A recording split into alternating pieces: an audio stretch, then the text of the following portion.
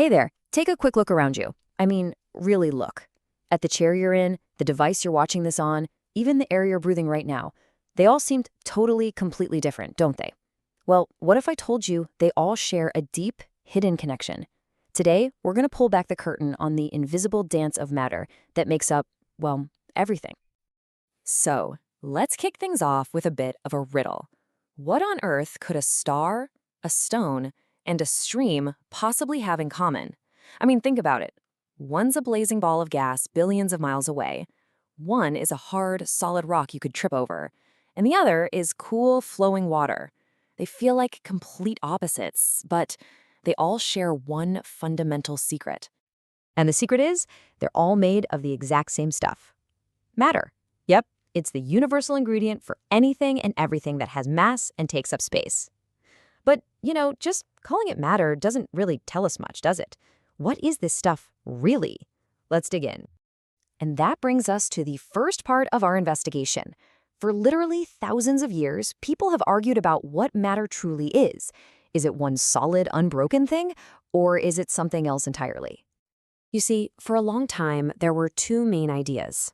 On one side, some thinkers were convinced that matter was continuous, like a solid block of wood, seamless, unbroken. On the other side, people argue that matter was particulate, made up of tiny individual bits, kind of like how a beach is made of countless grains of sand. So, who was right? Well, a simple little test can give us the answer. And you can totally do this at home. Just grab a glass of water, mark the water level with a pen, now dump in a spoonful of salt and stir it up till it completely disappears. Now, logic would tell you that the water level should rise, right? I mean, we just added stuff to it, but that's not what happens. So what's going on here?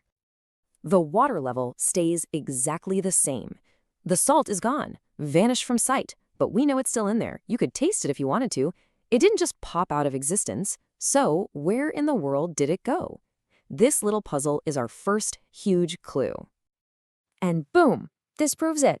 Matter is made of particles. The salt didn't vanish at all. Its tiny little particles just slipped right into the empty spaces between the particles of water. That old idea of a solid block of wood? Totally wrong. It means everything. Even a glass of water that looks solid is actually full of tiny gaps. Okay, so we figured out that everything is made of tiny particles with spaces in between. That's a huge step. But what are these particles actually doing? Are they just sitting there chilling out? The answer to that question reveals another massive secret about how our world works. Let's think about an unlit stick of incense. You pretty much have to stick it right up your nose to smell anything. But the second you light it, that aroma starts to spread. Before you know it, you can smell it from all the way across the room. Those scent particles didn't just teleport. No way. They actually traveled through the air, mixing and mingling with the air particles to get to you. And that tells us our second rule. Particles are always in constant, nonstop motion. This energy of motion has a name. It's called kinetic energy. And here's the really cool part. It's directly connected to heat. When you add heat, you're basically giving these particles a shot of espresso, making them sip around faster and faster. It's why the smell of hot, sizzling food can fill your whole house in seconds. But you might not even notice a cold sandwich until you're right on top of it.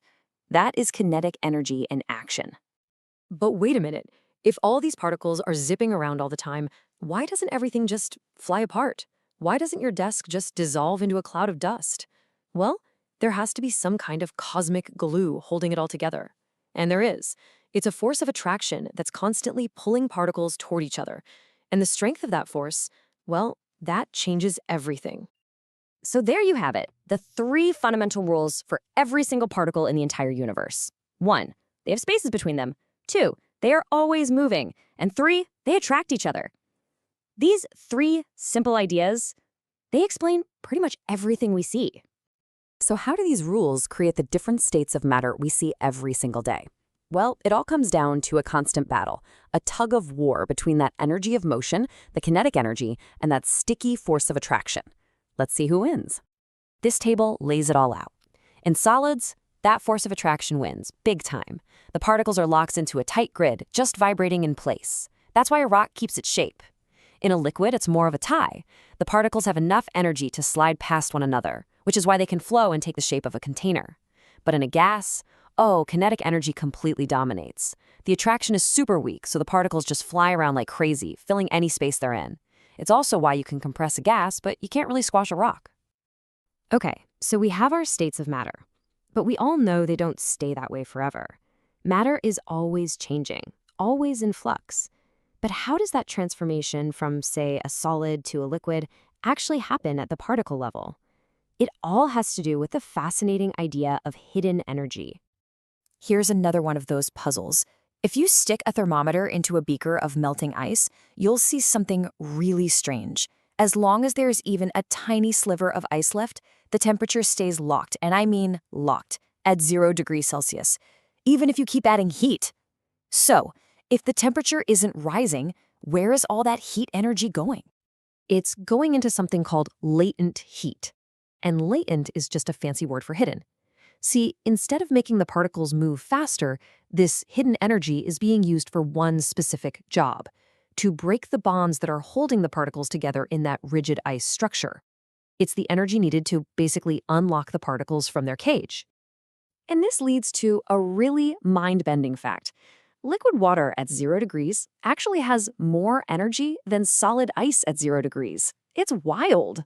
Even at the exact same temperature, those water particles are holding on to all that extra hidden energy they absorbed just to break free. Okay, now for the grand finale. Let's bring all of this science right back home to something we've all felt, especially on a hot day. Let's talk about the incredible cooling magic of evaporation, which is all about another kind of state change. So evaporation is what happens when the most energetic particles at the surface of a liquid, the ones that are moving the fastest, get just enough of a kick to break free from those forces of attraction and escape into the air as a gas. And here's the key. Unlike boiling, this can happen at any temperature. And here's the secret to why it feels so cool. To make that final leap, to escape into the air, a particle has to grab a little bit of heat energy from whatever it's touching. It literally steals heat from its surroundings. As millions and millions of these particles escape, they take that heat with them, leaving the surface they left behind feeling cooler. And this is exactly why we wear cotton clothes in the summer. Think about it. Our body's natural air conditioner is sweat. Well, cotton is fantastic at absorbing that sweat, wicking it away from our skin, and spreading it out over a large surface area. This lets the sweat evaporate much, much faster. And as every single one of those little water particles escapes into the air, it takes a tiny piece of your body heat with it. The result? You feel nice and cool. So, there you have it. From the mind-boggling scale of a star to the simple fabric of your shirt, it all comes down to the same 3 simple rules: particles with spaces, particles always in motion, and particles that attract each other. This invisible dance is shaping our entire reality. So now that you know the rules of the dance, what other invisible forces can you spot shaping your world right now?